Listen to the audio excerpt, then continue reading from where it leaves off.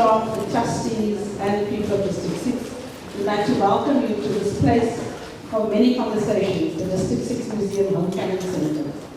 And we are very happy that Crain is having its launch here. And thank you for coming and bringing this book to the museum. Of course, Crain has been involved with the District 6 Museum for many years, from the beginning. In fact, before the museum existed, it was part of the campaign to conserve the District 6 land for the community that eventually came to its own. And Sean has also been a trustee of the District 6 Museum, and they're going to be having a conversation, not about the District 6 Museum, I just mentioned that out of context, but about this book that I think has been long in coming, and we're really happy to be part of this story. So it's a place of many conversations, of many stories, of telling the story of the history of Cape Town, which consists of many movements, many contestations, many alignments, many collaborations. We look forward to hearing about the contribution of the book of the Cape Radicals as it contributes to the broad story of Cape Town. So I'm going to hand over to Sean Gool, who will be having a conversation with Crain about the book. And I really look forward to hearing the conversation. And I think, I'm not sure if I'm incorrect, but will there be a time for people also to have a Q&A afterwards? No, not at all. Okay. So very unusual for this pleasant conversation. There's going to be a non-conversation at the end. So I will Sean to manage that. Thank you.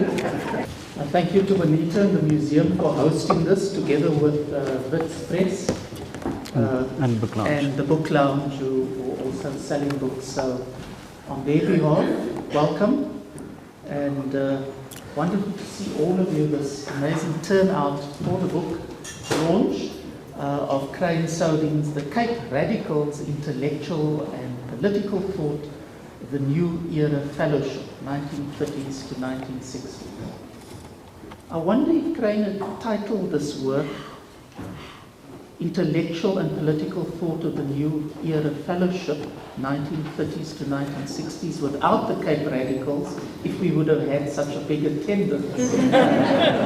It's quite a provocation, but I think the book very persuasively argues about the newness of the thought of this organization that started in 1937, grew, developed, consolidated ideas, as you argue. So it wasn't a static entity and died in 1960. And your book looks at that history. How I'd like to do this, Crain and colleagues, is to put 3 or 4 bigger questions to Crain and let him loose, as I'm sure he'd love to be with. And then, after that, come to more pointed questions about the body of the work. And then lastly, open it up after about 30 minutes for another 30, 40 minutes to you for comment, questions, and I'm sure there'll be many. I want to do this initially like this, in this asking you some big questions, is because even those who feel they are children of the New Era Fellowship don't know much about the New Era Fellowship. Many young people saw the title and asked me, what is the New Era Fellowship? Kind of Bible study class? Fellowship? The word fellowship invites all kinds of thinking about what it is, and I'll just say a few words in this and then give you my questions. But I think the new and the era and the fellowship itself, the name invites thinking about what this group of socialist intellectuals, socialist inclined intellectuals who initiated, who started the New Era Fellowship in the 30s, it's indicative of how they were thinking. So new seems such an ineffectual word to us, new. but I think it indicates, as Ben Keys, one of the prime movers of the organization, thinks of it, these intellectuals were trying to establish a whole new outlook and a new way of being in the face of the world they were facing and in the country where there was tightening of legislation around racism, and internationally when there was growing Nazism in the wake of the First World War. So new in that sense, and fellowship is not part of the word we think about, but a fellowship does seem to imply membership of a learned group. Seems quite an old-fashioned word these days to us, but I'm almost tempted to interrupt you straight away. okay, But no, I'll let you finish. But what I think they're doing is turning that notion of fellowship on its head. Right? Not really. And okay, that's one of my questions. So, my question to you, Crain, is what is the New Era Fellowship? And then the second big question is, why an account of this particular body, not its predecessors, the Lenin Club or the Spartacus Club? What were the impulses in writing this book? There was an immediate impulse. Members of the New Unity Movement spoke to you about celebrating the 80th anniversary of the organization in 2017. That was one impulse, we could talk about that. But there's a larger impulse here, and that is your abiding concern with questions of race in past and contemporary society. Race and class, race and nation, race and resistance, race in a global configured world, and how thinking about that and non-racialism can help us make sense of this world which is in deep crisis. So that was the third, what were the impulses in writing this book, and then maybe you want to say something about the methodology in reconstructing the New Era Fellowship. Right. No, thanks very much, Sean. And I want to say a really big thank you to all of you for being here. So I just want to say, first of all, a really big thank you to all of you for being here. It's I think an affirmation of our helpful for thinking about where we are today. So really big thank you to you. I also want to say thank you in getting going to all of the people who helped me with this book. So Derek Grippe is here. Where's Derek? Thank you, Derek. So some of you may know Derek Grippe, the guitarist, right? His father. And it's Derek who really was behind me and alongside of me, and helping me think about how all of this could unfold. And so I'm eternally grateful to Derek. And he does it for almost nothing. And in many ways, he exemplifies the spirit that I think we're talking about in this book.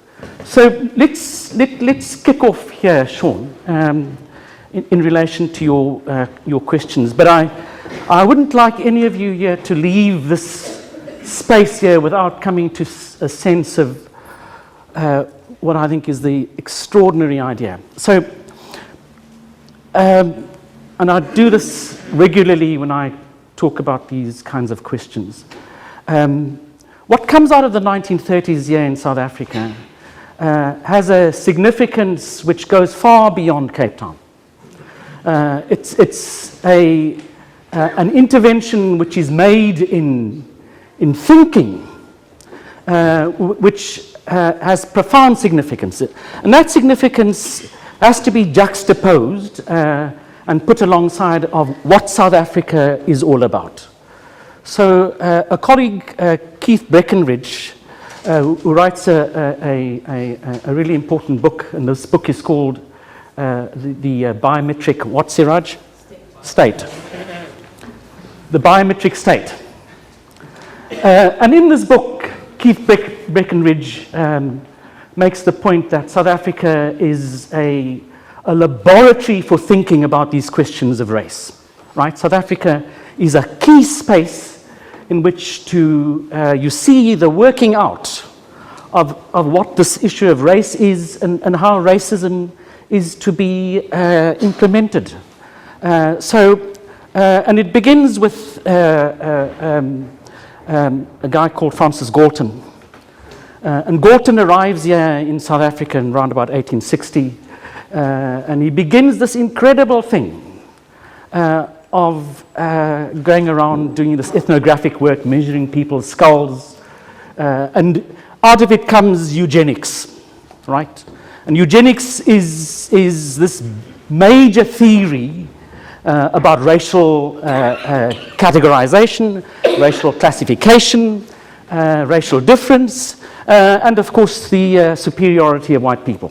It begins this critical stuff which continues in South Africa at UCT, from which I come, with a collection of people's skeletons, their skulls, and this whole thing called craniometry. No relation to my name.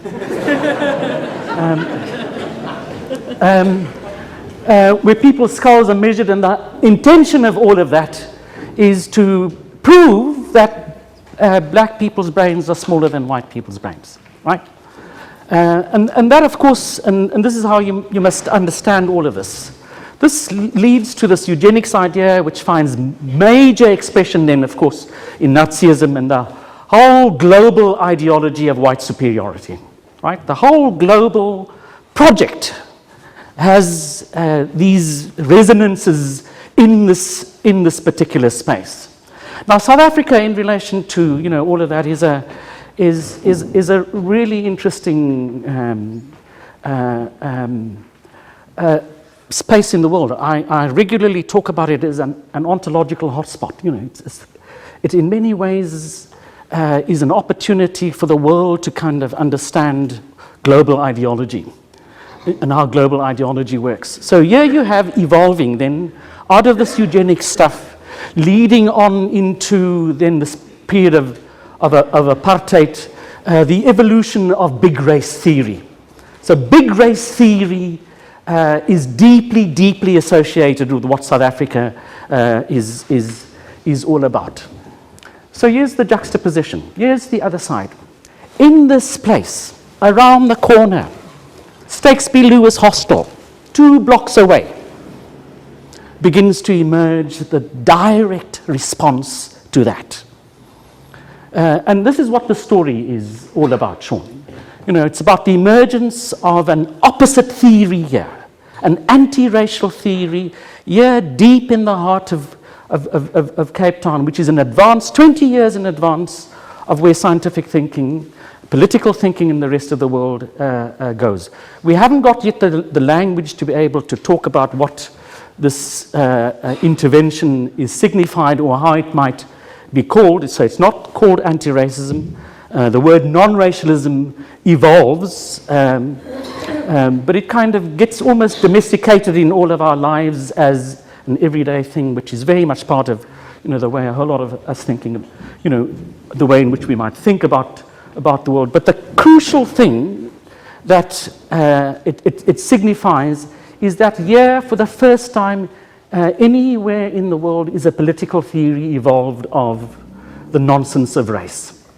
And the significance of that is absolutely extraordinary. Nowhere else in the world is that thinking yet at that particular point. Of course, there are people making that particular point. Of course, there are scientists, biologists in the main, who are also beginning to express that. But they sit on the margin. One of them who sat on the margin was a guy called Lancelot Hogben. Very interesting. Hogben, and this is just how all of us are connected. I mean, Hogben comes here in the late 1920s as a lecturer in biology at UCT, and is appalled by this idea of eugenics. And he is, very interestingly, he is in these social circles in which these early young intellectuals of the New Era Fellowship are located. And it's people like him who begin to put in the minds of these New Era Fellowship people this idea about the nonsense of race. Ogben goes on to become a major path breaker at the University of London. He opens up the field of social biology, and you have through Ogben, a whole new language in thinking about what race is all about, but not the political theory. That political theory comes out of this environment here, and to say that it comes out of this environment, it's important to understand what that environment is. This environment is a political school in many ways. A political school which comes out of this New Era Fellowship, and it's you can drive up Harrington Street, and you'll see a pink structure there, and that's what you are looking at. At the New Era Fellowship, you had, beginning in 1937, a group of people who began to meet regularly on a very determined and with a very determined agenda, and they called themselves a fellowship. Now, why did they call themselves a fellowship? Just to say to you, Sean, that at that particular time there were fellowships in left movements all over the world. The socialist movement is structured around little clubs, teaching clubs all over the world that were called fellowships. And they were called fellowships largely in ways of talking about creating something different to the way in which the world was evolving. It was about being in a state of brotherhood and sisterhood, more brotherhood, but finding ways of being in connection. Of course, you had religious organizations that also used that word, but it was very much a socialist Labour Party term as well. But the extraordinary thing about these people in this fellowship, and I'd like to read you a little extract from, it's not the extract yet that we'll talk about later on Sean, who come to set up this fellowship, are these young intellectuals who are floating on the edges of the University of Cape Town. But I'd like to read you just a little piece here about what Cape Town was like at that particular point. So this is the 1930s, and here is a guy called Ralph Bunche. And Ralph Bunche was an American, he was called a Negro. That was the term that was used to describe him. So Ralph comes here Ralph Bunche as a traveller, and he sticks around in South Africa for a few months, and he puts out a memoir which describes the place and the places to which he had been. And this is, some of what he says of Cape Town. I'll read it to you. Ralph Bunche, an African-American visitor to Cape Town in 1937, looked around the city and discovered that the number of professionals in the colored community, other than teachers, could be counted on just two hands. Cissie Gool, the daughter of Abdullah Abdurrahman, told him that in the colored community there were only about 10 doctors, mostly Abdurrahmans and Gools. Architect, one and not well qualified. A lawyer, and he's in jail. Law student, one minister, many. So, and he goes on to say most of the people described as colored then were working in factories, and the way in which the city of Cape Town then was laid out is that here in District 6, a lot of the life of what the city was all about was located here, and the industrial kind of heartland was what in this area, what we might now call Woodstock. And it was hard. People were living in a state of extreme hardship.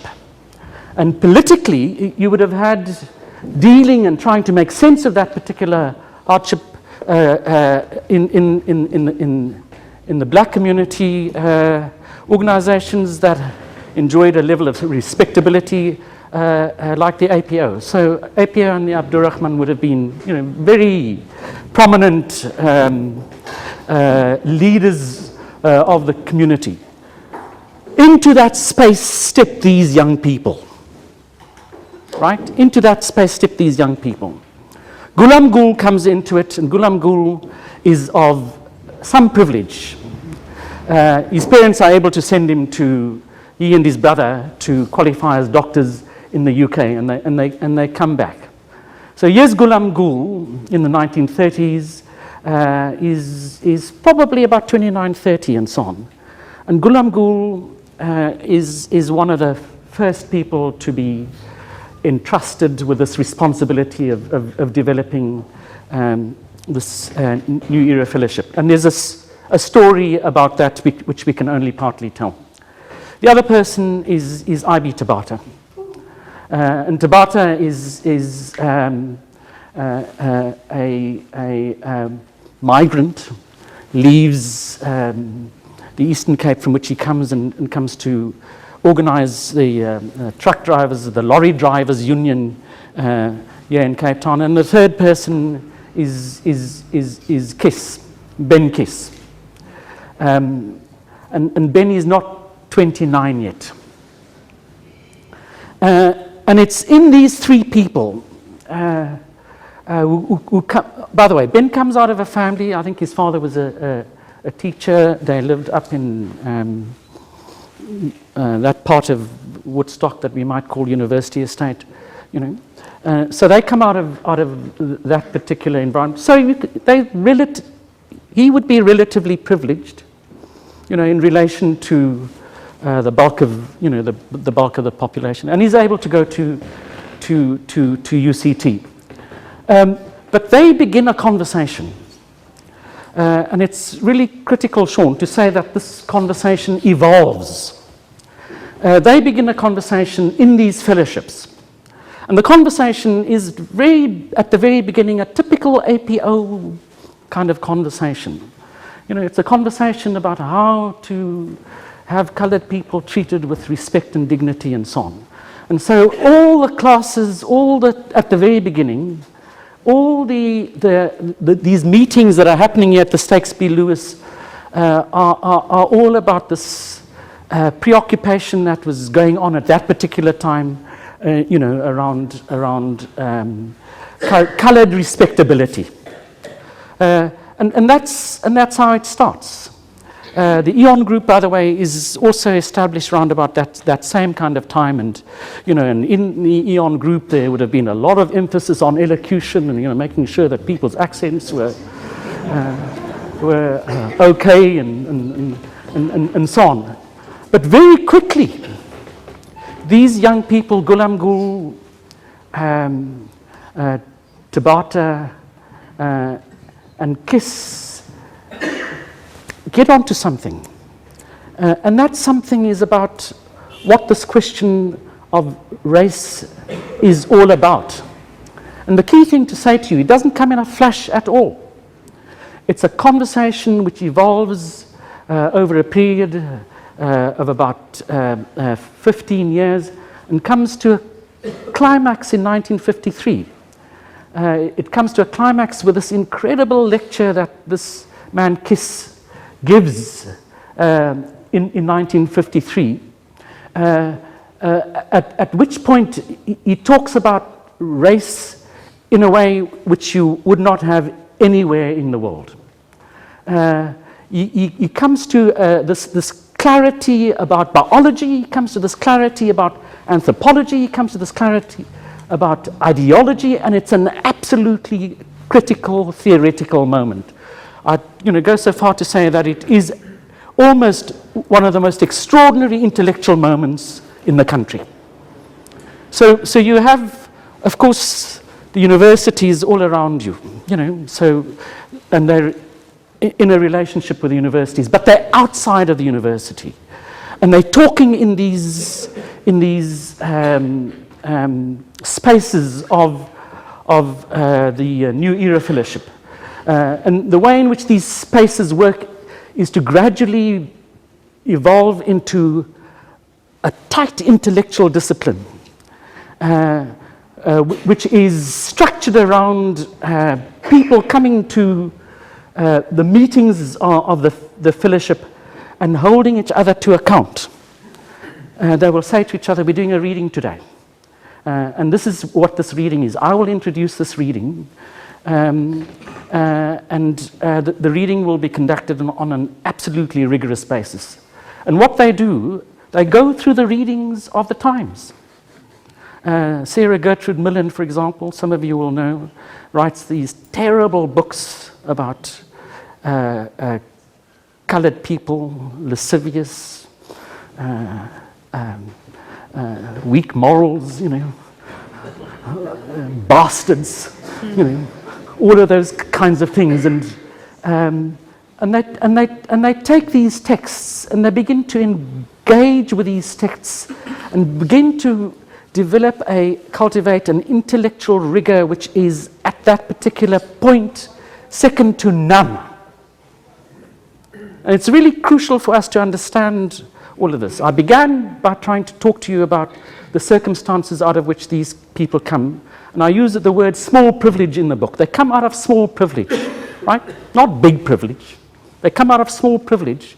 And with a small privilege, they are able to push the frontiers of thinking around these big questions about how oppression and ideology work. And that's what this contribution is all about. It's evolution, and you'll see this in the literature of the time. Its evolution is marked by a kind of familiarity, and the language, the discourse is no different to what the dominant discourse is. But in a very short period of time, going into the 1940s, these people come to the startling conclusion and say, I'm not a colored. I am not a colored. Don't use that word when you think about me. You can use it about yourself if you want to. Go ahead. But don't talk to me about a colored. I am working on this thing of trying to be a new person. And this is what the new era is all about. I mean, how do you come to become a new person in a world which is signified, which is marked by, which is all about the ideology of racial difference, superiority and inferiority. And this new era, and it's an extraordinary thing, I want to say to you, it's absolutely extraordinary.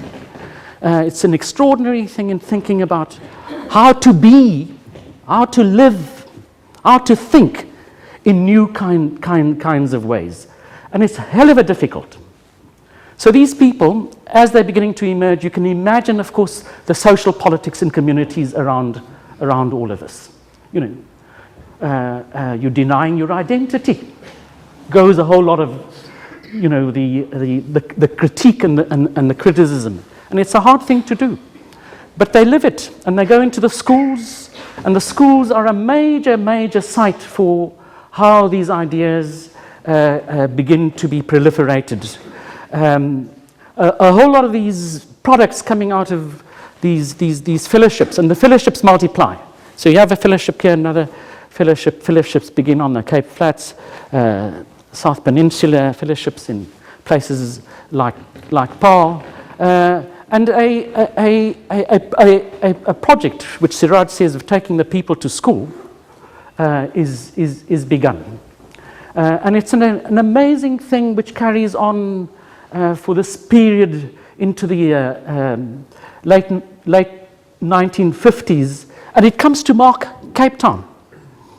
it comes to mark Cape Town in absolutely indelible ways. It gives rise, of course, to the unity movement, the non-European unity movement, but it seeds into the political thinking in the country in all of the movements, including the ANC, this other way of thinking about who one is and what one is all about. And I'd like to stop there, Sean, and say that the big thing, I hope that, as I said, well, you know, all of you will leave with here is how extraordinary this Cape moment is, right? How extraordinary this Cape moment is in beginning to introduce into global thinking another way of thinking about, you know, who we are as human beings. And it anticipates Gould, who writes, you know, from Harvard University at, you know, 20 years later, it anticipates the UN, and it is a legacy which in some ways we're obliged to not only honor, but to think of ways of keeping alive. So I'll stop there, Sean. Yeah. The main prism you use when you're looking at this history of this organization and its individuals, you are primarily concerned with, I think, the evolution of this idea, these ideas about race and non-racialism, what you call the theory of race, which reaches its pinnacle in 1953. But there are other things that go with this this kind of thinking that I think you find what you use this word quite often in the book, exceptional. So you find that development of the theory of race exceptional, nationally, globally. But there are some other things you find exceptional, and I think one of those things are these very individuals like Tabata, Peace, and a whole host of others that you named, long lists. I was going to read some of them, but let me not. But I think what you find exceptional, if I'm right, is this idea that they not only they're not only propounding this new idea of themselves and others, but they have to live it. So there's an integrity between their theory and their lives. You say that personal is political, but I've heard probably a more accurate formulation of this dynamic that's so absent in today's society, and that I heard at the funeral of Polly Slingers, one of the second generation of the NEF products. Clive Slingers, whose father was Polly Slingers. And Lenny Gentle made this comment about Polly Slingers and his generation, and this would apply to Keith, that actually the political is personal. Their politics govern the way they even bore themselves. And I think is this, it's not overtly stated in the book, but this is something, so it's not just the intellectual achievements you're looking at, but it's a way of being in the world that you're thinking of. No, absolutely. I don't make much of that, but there's and I'll say this as a provocation to all of you. I mean, there's a real question to be had in thinking about how to be a human being, right? I mean, you see it in, of course, these arguments that we're having at the moment around blackness, for example. So I mean, and it's a real question. And it's not an easy question which one can put in ways which formulaically give you a set of prescripts, you know, in terms of how you might manage yourself. Because whatever you're going to do, and I'll say this even about, you know, this group of people, they had contradictions. There were contradictions, you know, and it's important for us to acknowledge that. There are contradictions about people. And so you solve one problem, you know, you're able to come to deal with the challenges of the way in which one system of oppression might kind of work. You might come up with a response, but often, as clever as you might be, it's really hard to see the whole complexity of how power works around you, right? But these people were trying to do that. By the way, they were really important, and we need to find more of the evidence for all of this. They were really important, I don't like using the word stab, but grasps at thinking about this, at the question of gender, during this whole period. It didn't unfold, it didn't amount to anything. But there was this preoccupation with how to carry yourself, how to be. And so I'd say to you almost, we mustn't separate, thinking of political, the epistemological, if you like, from the ontological. They're almost fused here in the way in which very much, other ways of thinking in the world don't make those separations between thinking and being, right?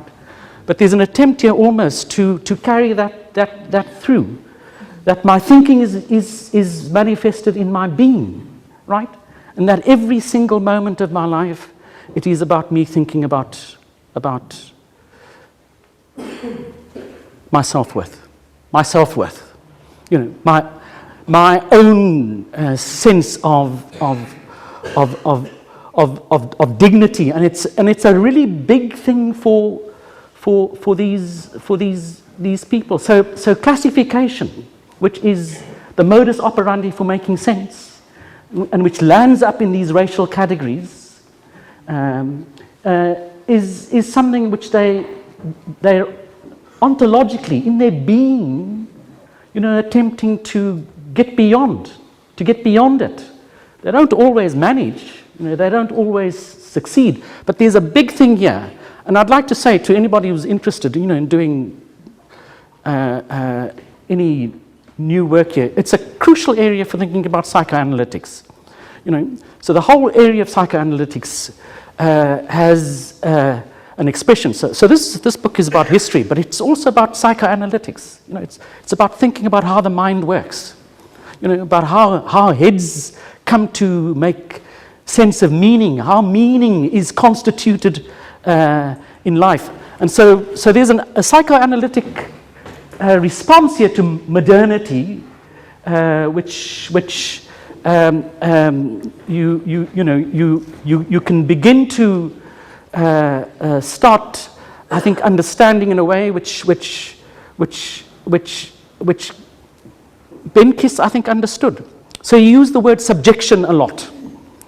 He spoke about how we are being subjected.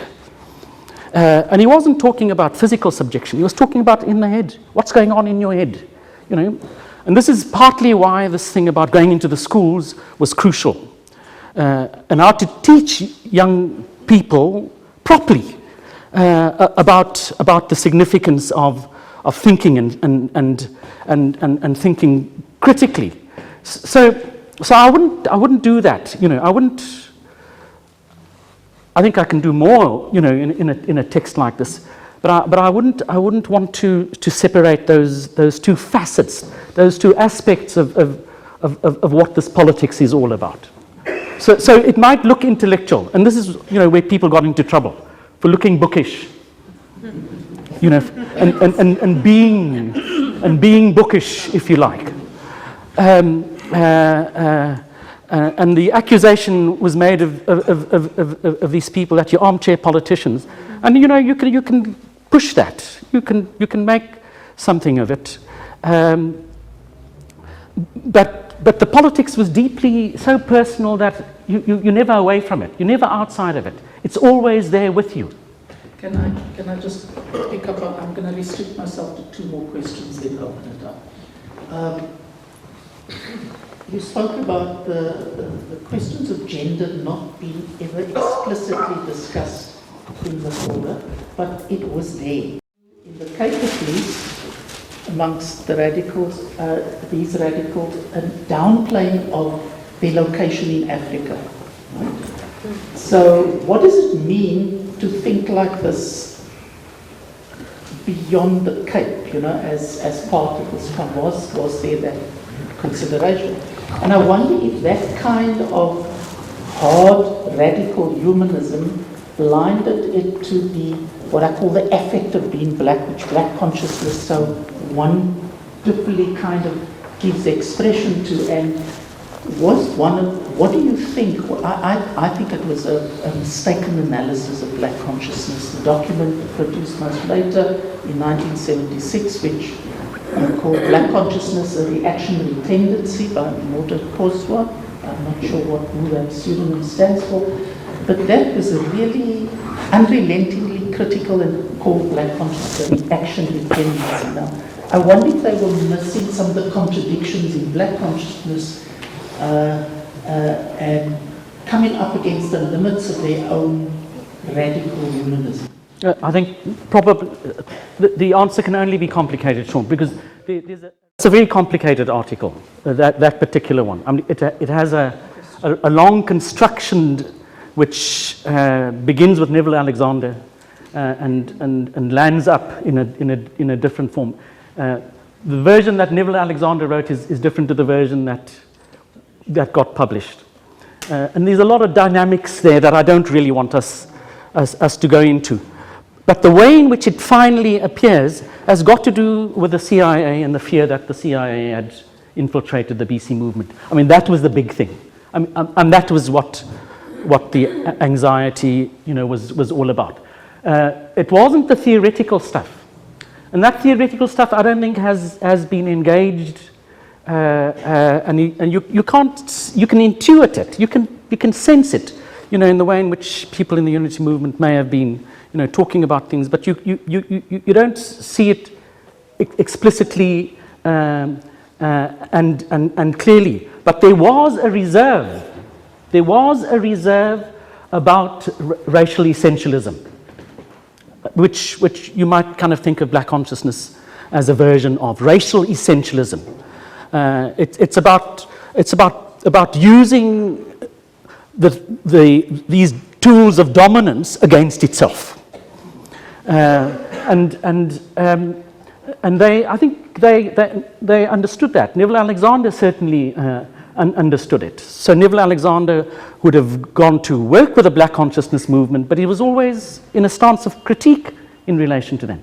And it produces in the black consciousness movement a deep move. The black consciousness movement takes on, and you see that in the writings of the black consciousness movement in the late 1970s. The movement explicitly takes on the philosophical idea that race is nonsense. They do. And it's maintained in the black conscious movement to that day. And it comes out of this, it comes directly out of this stimulus, if you like. Okay, my last question is about the currency of non-racialism now, and then I'm going to open it up. Non-racialism is on the back foot, in major kinds of ways. Sorry, did you want to say more? No. In major kinds of ways. It's equated with multiracialism. Yeah. That's essentially how people understand it. It's not multiracialism. It's more properly anti-racism, right? And that kind of equation has allowed political, if you like, steps to be made in analysis which leave non-racialism flatly, in a sense, struggling to defend itself. But a critical thing to take away from thinking about it is that it's deeply expresses itself. This non-racialism, it expresses itself deeply in relation to the way in which dominant ideology works. I mean, that's what it is, and we can have a debate about the politics of that, the politics of solidarity, the politics of identity. But this particular stance begins from the intellectual and moves into, if you like, into the ontological, and moves into the personal. Thank you, Crain. I think I think we've done what I've hoped we would do, was give an idea of what the book is about, but also the underlying thinking that impels the book. Questions, comments from you? Thank you, Sean and Crain, for a very interesting and inspiring talk.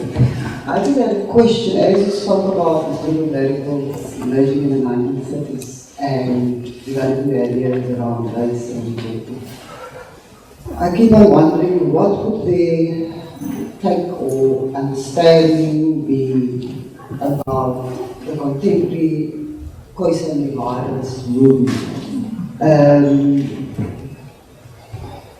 And also,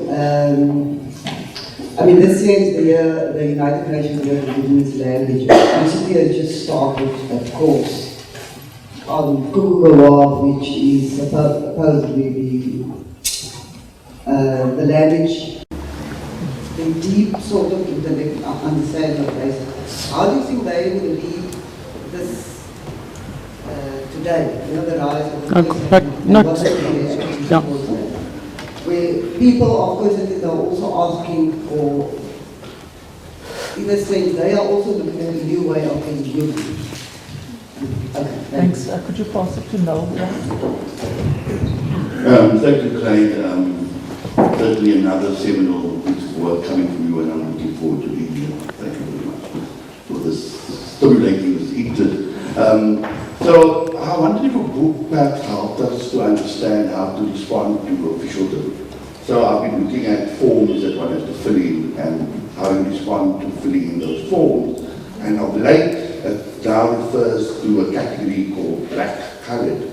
I didn't quite know how to deal with that, and I would have maybe felt a little bit more comfortable if it said African coloured, we would have still said African black. And I mean, we're talking about today, we're not talking about 1930. And I want to relate just the experience of going for my DNA test and being asked what my race is, and me refusing to give it because I thought that's why I was there. Regretting it afterwards because when the results came out, there were X number of people who said they were white, but they were of Khoi origin. And there were some people who said they were coloured and they were not of Khoi origin. And I said, I'll fall in the category of other. So one of the others was Khoi origin. So much I have studied. So I'm wondering how you can help us to deal with today in the light of what your research has done. Thank you very much. Yeah. No, Zuleika, no, thank you very much for that question. I don't know. So, but let me take you back to these, the 1930s and where anthropology may have been, at that particular time. So, I mean, the big preoccupation with anthropology in the 1930s and the 1940s would have been on this big classification of these four major groups, Caucasoids, and I love people who love the word Caucasians. People think it's a sexy word. So Caucasoids, Mongoloids, all of Wits University fixated about sorting these things out. You've got colleagues here at UCT, as I've said, and the skeletons are now coming out and being, taken back to where they, they belong. And so these folks were preoccupied with dealing with that. And I haven't come across anything which allows me to say with any kind of confidence how they would be reacting to this revival. All I can say to you is that, of all of these people, I know Alexander the best. And I know him most closely. He would have been respectful. I think he would have been respectful of how people were beginning to want to find a sense of what their dignity was all about. But he wouldn't have accepted it. You would have said, I can understand what's going on here, but he would have been worried about the politics of it. and how the politics of that kind of exceptionalism, different kind of exceptionalism, comes to insert itself in terms of rights entitlements, priority, where in the order you want to kind of find yourself. And I know you would have been enormously anxious about all of that. But what he would have done, and he did this with the language unit that he began at Pricer. No, even before Pricer, there was another NLP, National Language Project. I mean, they deliberately went out to try to protect Khoisan languages. And so he would have been, and I know other people were very anxious about linguistic people's linguistic rights, not their biological rights, people's linguistic rights, people's cultural rights, and so on. So I think it's a really important question which we're needing to pay attention to. No, I can't answer your question. I fill my form indifferently every time. I do different things. I have been white too. So it really depends on how I feel, on the day. But it's I mean, it's not an unimportant question, and we do need to find ways of supporting and giving effect to marginalization, othering, discrimination, and so on. Right? We do, and we're never going to be able to run away from that. But and people in this movement would have been really critical of the deep ways in which racialization has come back into how people come to understand themselves, and the ordinariness of this ideology, which is in some ways a riposte, a kind of reply to thinking about the success of this group.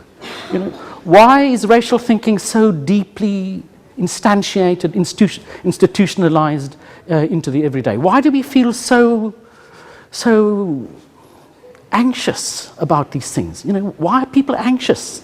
I mean, why are you anxious about this label that domination has put on you? It's not your label. It comes out of dominance. Why are you anxious about it? And so please, you keep being creative around that. I certainly would. Mandy, no question. Got it. Mandy first at the back, and then Lenny, and then. Hi, Crain. Thanks. I think the book is very significant. A comrade of mine on WhatsApp, I think, made quite a pivotal point that, when we all die, God forbid that the history of Cape politics is written up as the history of Franklin Son, Adam Small, Richard Dickey van der Ross.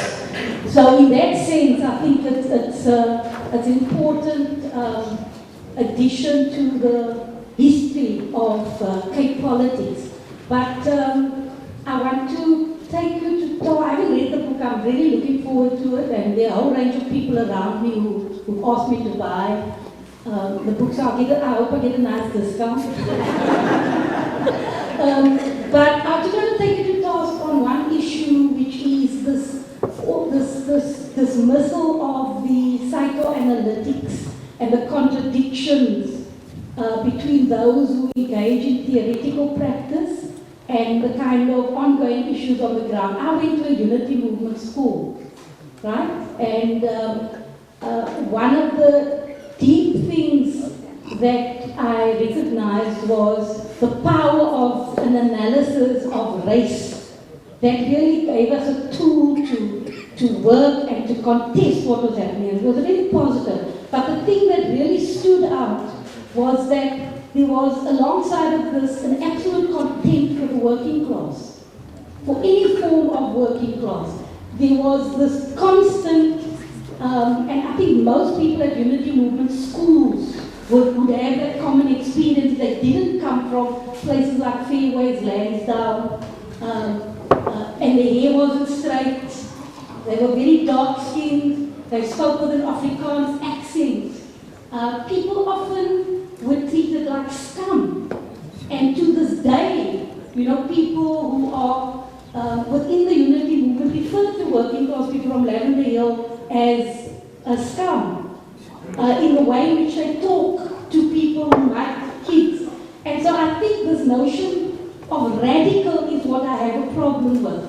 Because for me, radical isn't just a theoretical construct, you know, in the grammatical sense of the word, where radical means understanding things from the roots. That in a grammatical sense might be correct, but in a political sense, radical is a lot more. It's about who you do your politics with. And I wonder if Crain, you know, can talk about that, because for me that contradiction is too big to be outweighed by this amazing theoretical construct of race that I think I still live by. But for the unity, just to conclude, for the Unity Movement, I think it was about constructing the universal identity of human beings in the image of a European. It's only when people like Neville Alexander, Marcus Solomon, etc. come that we really begin to understand how politics and radical thought needs to be engaged with the working class, the most oppressed and exploited people in society. And so that's my kind of point. But I'm not anti the book.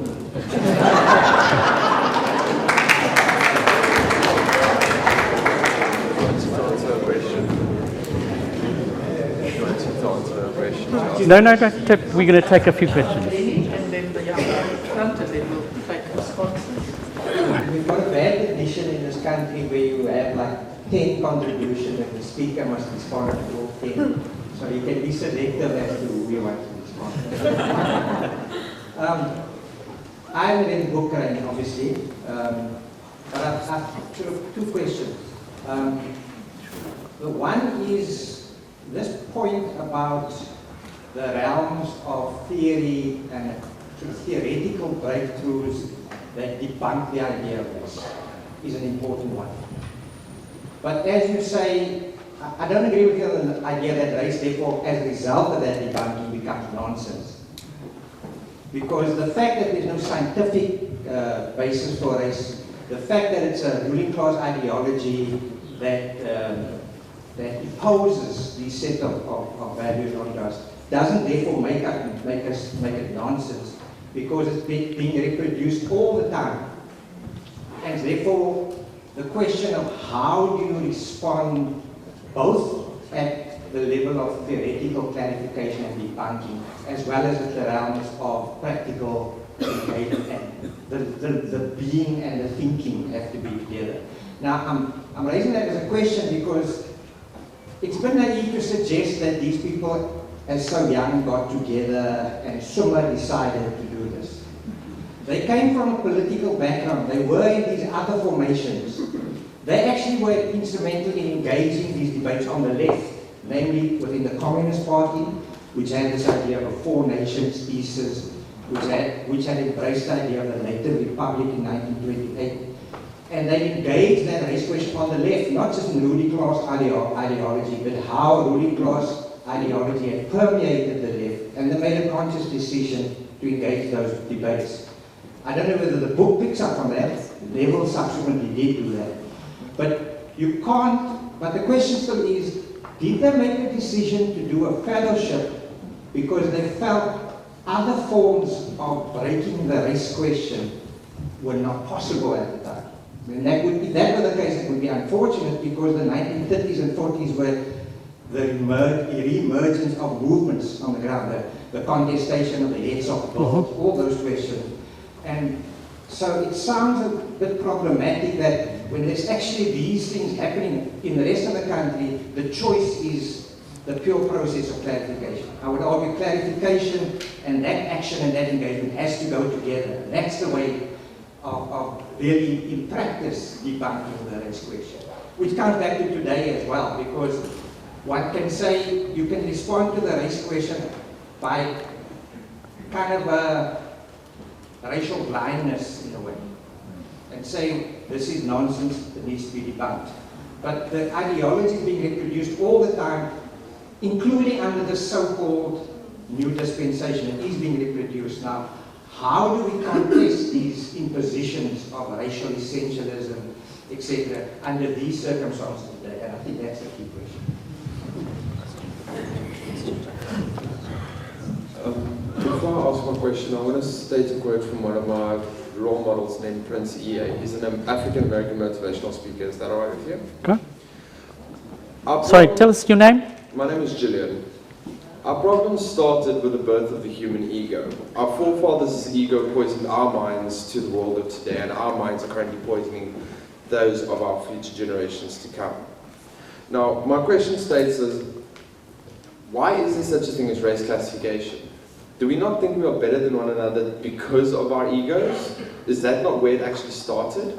As you stated yourself, they came to do the measurements here of the skeletal systems to prove that one nation is better than the rest, but I say that's wrong, because it's not supposed to be that way. Because of ego, one has thought one is better than the other. And that is how it will always be, unless we take it upon ourselves to change that. And I, for one, do not stand for people thinking they are better than one another. And I also think that's what your book's trying to say. We're not supposed to be better than one another. We were born to be equal. Regardless of where we were born, what continent, what time, what era, it doesn't matter. What matters is how we perceive what happens around us. Is that wrong? Mm-hmm. Yeah. Okay, shall I go? So Mandy, to what you say in the room, as there are people here, and there are many people here who will say that you're talking absolute nonsense. And we'll give you examples of how their own lives have been very different around all of that. And so I'd say to you, there may have been manifestations of all of that, and I had this discussion with Alan around this a little while ago.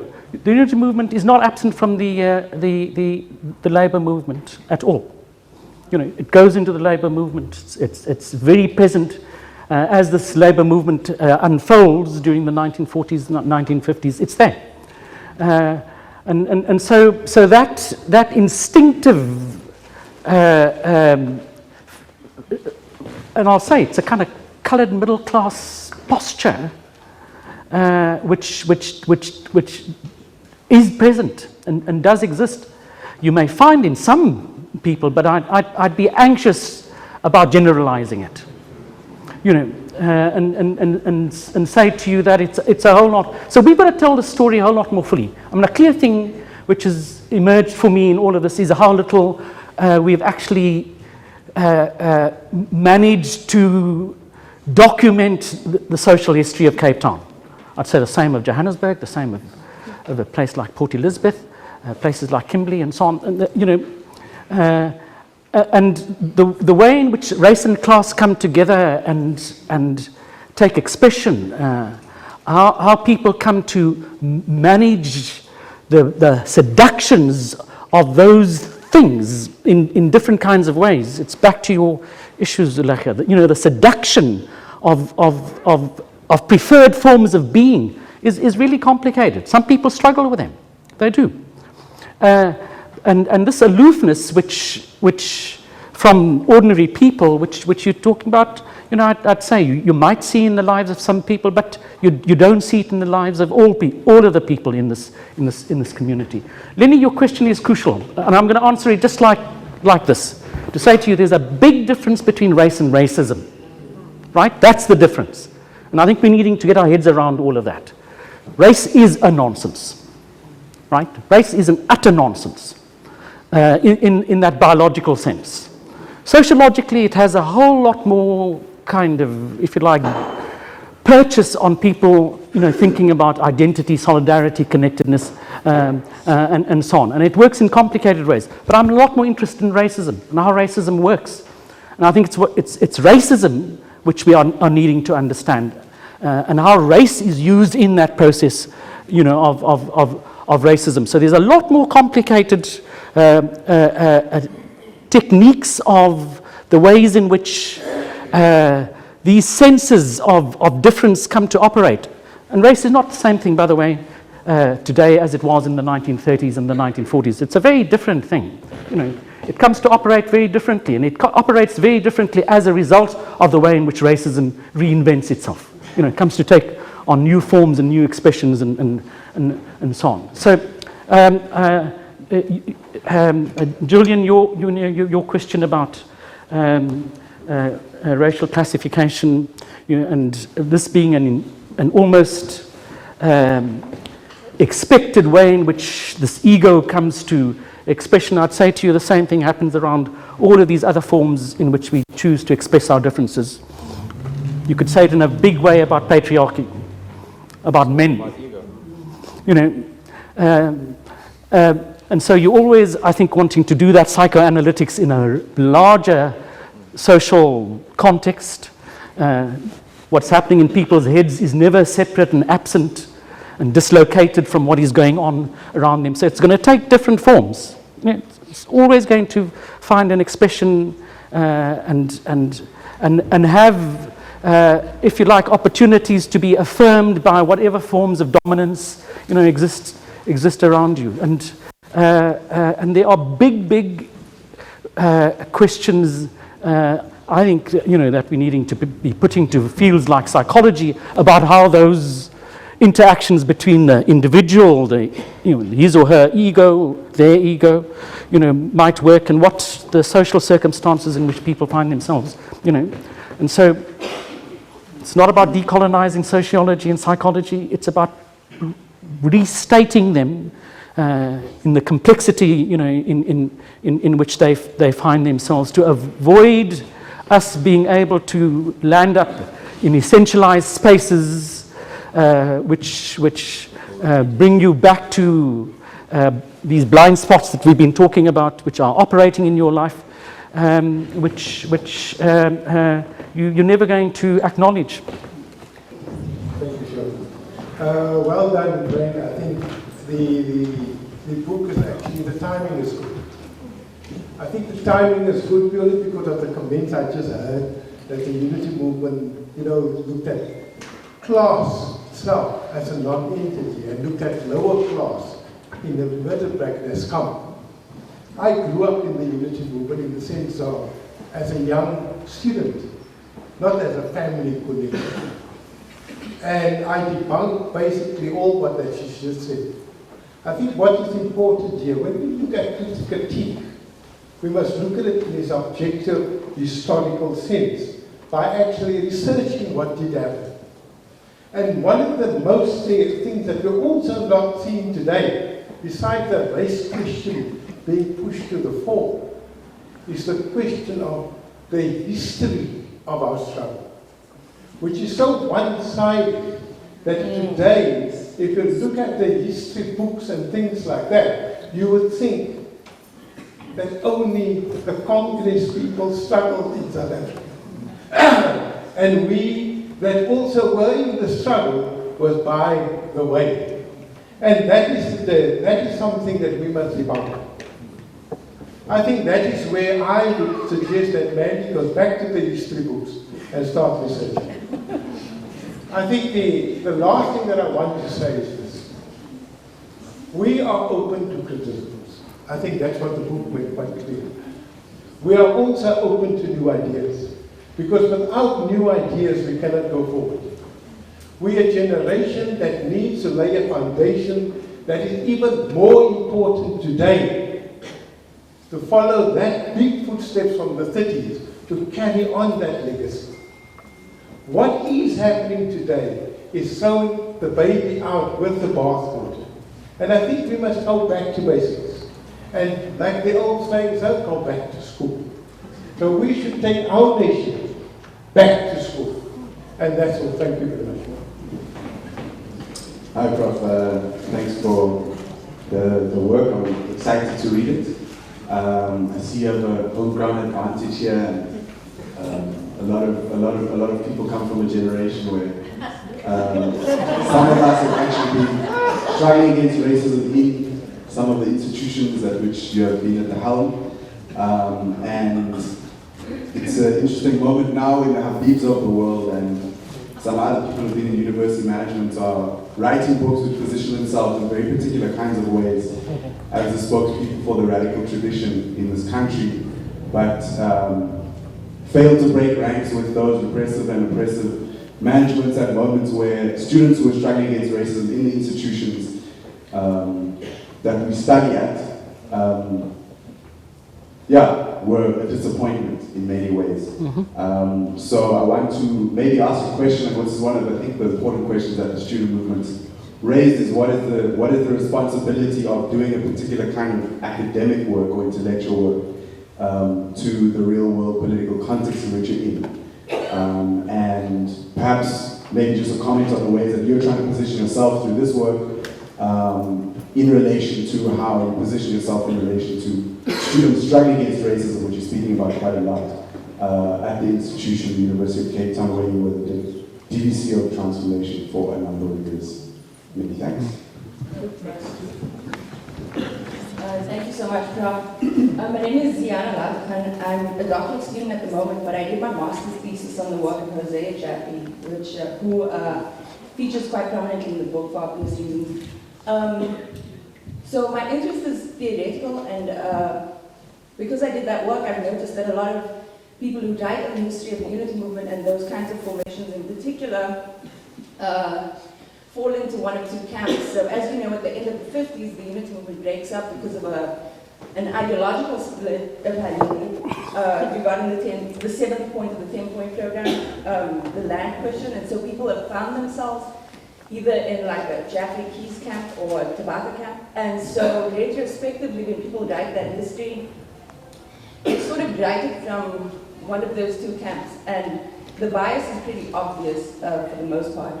So I was just wondering if you think you've managed to escape the same kind of problem in your own predictions of the New Era Fellowship.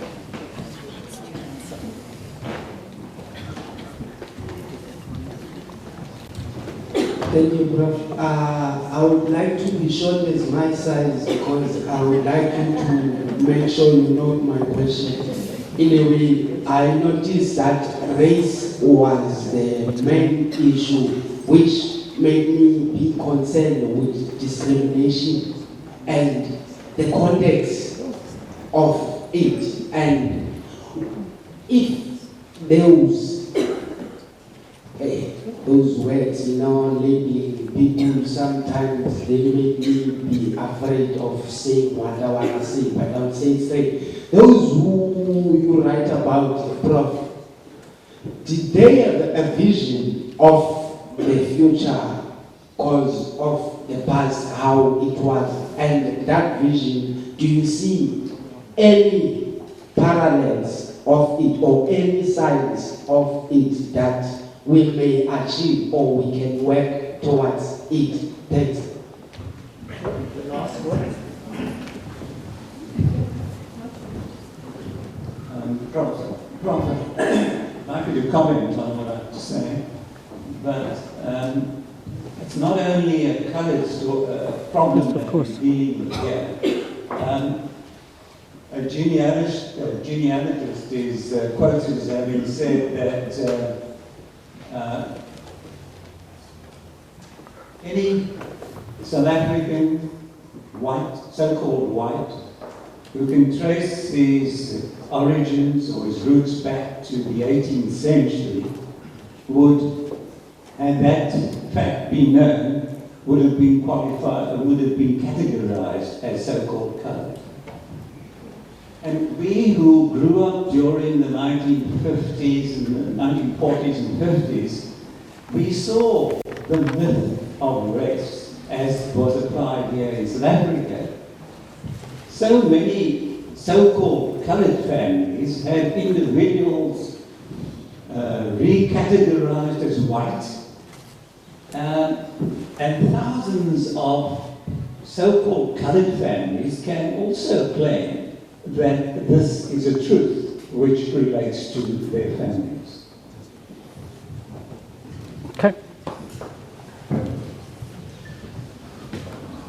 Okay. Oh, okay, yeah. Thank you very much for this book, Crain. A number of us here have been having a conversation about these questions for some time, and some of these ideas find expression in the work of the District 6 Museum, which showed, for example, that the block on which the Statesby Lewis Hostel is to be found has one building on it that is a declared national or declared heritage site. But that is not the Statesby Lewis Hostel. It is the headquarters of the South African Heritage Resources Agency, where the building is deemed to be significant because of architectural history. And the most important building on that block is unrecognized. I did something which many people regard as heretical recently. I published a defense on non-racialism. And this is something that needed to be done in order to prevent the possibility of non-racialism being consigned to something archival as being important in our past, and to challenge the work of some of my colleagues at University of the Western Cape who have declared that they are not non-racialists any longer because of how non-racialism has been hijacked, how it has been gentrified, and how it has become the tool of those who have already been racially empowered, much like post-racialism in the United States has operated. And I've tried to make an argument for why we have been, what the source might be of the forms of re-racialization that we have been going through in post-apartheid South Africa, how the category African, how the category black have become racial categories, whereas they were not when they came into existence. And that might reside in some of the contradictions inside of the thinking of the African National Congress itself in exile, of the unresolved questions that resulted in the ANC until at least 1985 being a racial organization, and of the concept emerging of blacks in general and Africans in particular. And those are the contradictions that I think have sedimented into our society afterward, in recent times, and have given rise to some of the most pernicious forms of racial ideas in our society that are expressed around autochthony and around claims to land. And so I think those are some of the ideas that we might need to add into the conversation. Yeah, thanks, Sean, and thanks to all of the colleagues. Well, see, I completely agree with you about the need now to be making the point about, and I don't want to sound like a New Era Fellowship person, but the critical value of thinking clearly, you know, and how important that is in a world which has become a whole lot more complicated than it was in the 1930s. And so analysis is absolutely central now. And it's not an intellectual project, it's a political project.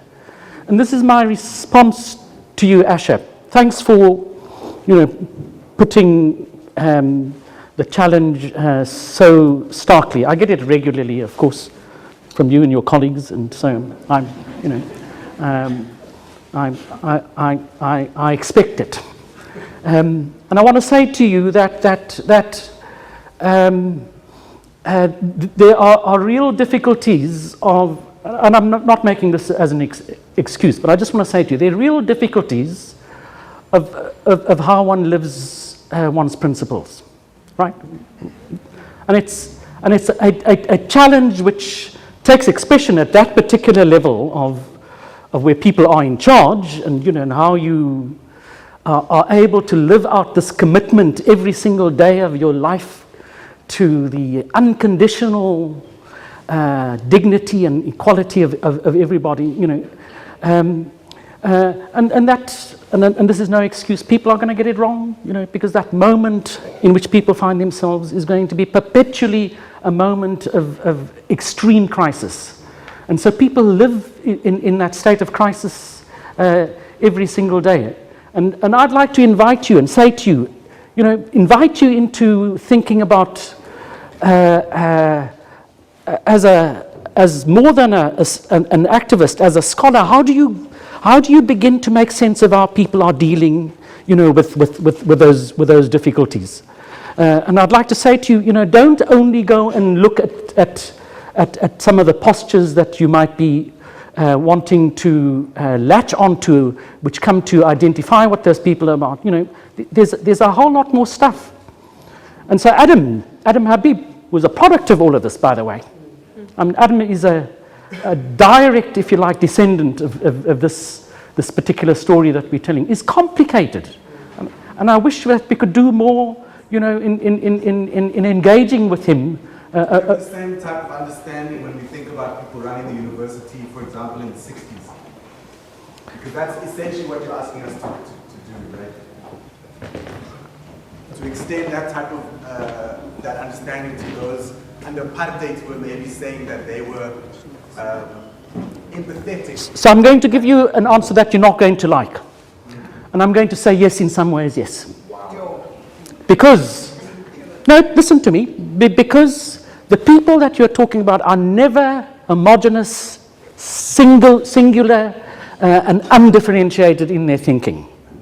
So you have, and I've been trying to write about this, through the whole long history of the university in South Africa, you have contestation every single way of the step. Every single step of the way. Every single step of the way. And I try to talk about this. You have contestation. That contestation is regularly overwhelmed by domination. And those people in those places, and there's a lot to talk about there, and those people in those places regularly succumb to domination. Regularly. But their lives, and I want to say this to you, but their lives are complicated. So, and I'm writing about this right now. The establishment of a strange place like the University of Pretoria is established, and that moment is a moment of deep, deep contradiction. And how people manage themselves in that moment of contradiction is all that I'm open to thinking about them. So I'm going to be very critical of the university, and I'll say to you, these universities are problematic. The way in which UCT, for example, comes to deal with this moment when Mafeje is offered a job, and the way in which the university succumbs, it's those politics. I'll say to you, absolutely, am I critical? Of course I'm going to be critical. But I'm going to say to you, every human being is so complicated that I'm not going to look at somebody and say, you white, blah, end of story. Right? I'm not going to say to you that I can make a conclusion about somebody by simply looking at them. Right? I'm never going to do that. I'm always going to say that there's a thing to try to get to terms with here, and I'm going to come to a critical analysis, and I'd want that.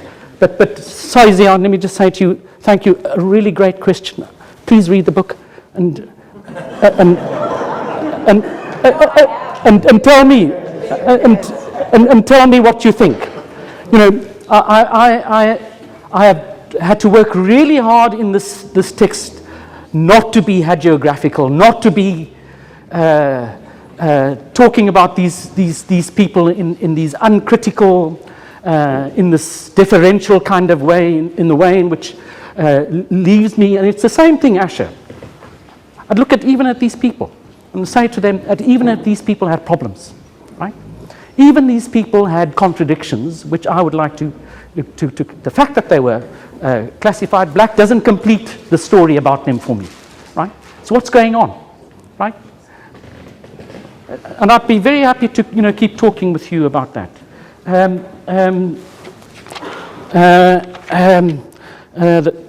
The colleague at the back there who are talking about parallels anywhere in the world, your question is so significant. And I'm going to paraphrase it and put it in different ways. Your question is, do we have models, examples anywhere in the world, so I'm putting it in my own words, anywhere in the world that we can look to which give us some guidance about how to be human, right? Where else in the world might we look? And I'd say to you, we'd really struggle, actually. We would really struggle. And this is what the significance of this intervention in the 1930s is. The state of this imperial project of race is so great that the world has been captured by it, right? The whole world is in a state of utter, if you like, obeisance to thinking about that I can look at you and work you out, right? You can go anywhere in the world. It's not just a South African. Anywhere in the world, they'd look at me. I go around the world and people, the first question they ask, who are you? Where do you come from? What's your ancestry? And it's a really hard thing for me to explain where I stand in relation to all of that. And I stumble. The words don't come out nicely. It's very difficult to say that I'm a human being and to think that the conversation will be finished by that. And that it'll be a satisfactory thing to say. I mean, people are looking for that thing about my origins, right? And to account for me in those terms of origins. And to think that in my articulation of this thing of origins that they would have kind of worked me out, now I understand you, So it's a really difficult thing. Sorry, Sean. It's a really difficult thing. And it's what we're needing to regularly be thinking about how it is that we get beyond this global thing, which is now what is almost the most critical thing about modern civilization. That modern civilization is encrusted in this stuff.